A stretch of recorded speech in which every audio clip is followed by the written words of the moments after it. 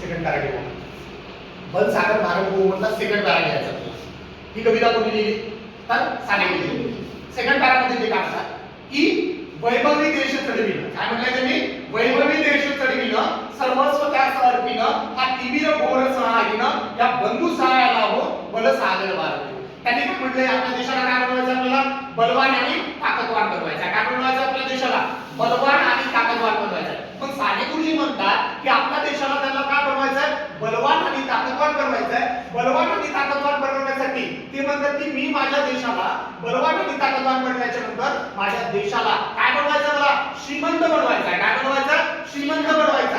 आणि माझ्या देशाला श्रीमंत बनवत असताना मला सर्व प्रयत्न करायचे. काय करायचे? मला सर्व प्रयत्न करायचे. मला सर्व गोष्टी माझ्या देशासाठी करायच्या आहे. कारण की मला माझ्या देशाला काय बनवायचं आहे? श्रीमंत बनवायचं आहे. माझ्या देशाला श्रीमंत बनवण्याच्या नंतर माझ्या देशाला श्रीमंत बनवण्याच्या नंतर माझ्या देशामध्ये जो अंधार पसरलेला आहे तो अंधार काय करायचा? मला त्या अंधाराचा काय करायचं? मला विनाश करायचा. त्या अंधाराचा काय करायचा? मला विनाश करायचा. कोणता अंधार पसरलेला आहे आपल्या देशामध्ये? अज्ञानाचा अंधार पसरलेला आहे. कोणता अंधार पसरलेला आहे आपल्या देशामध्ये?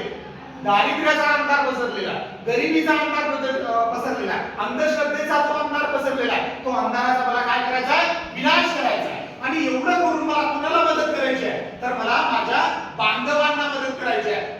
मला माझ्या देशातल्या लोकांना मदत करायची आहे. आणि हे सर्व जर मी केलं तर माझा भारत देश काय होणार आहे? बलवान होणार आहे. माझा भारत देश काय होणार आहे? ताकदवान होणार आहे. असं कोण सांगतात? साने गुरुजी सांगतात. तर आपण आज किती पॅराग्राफ संपवलेले आहे? 2 पॅराग्राफ संपवलेले आहे. किती? 2. समजलं सगळ्यांना? यस. कट करा. समजलं?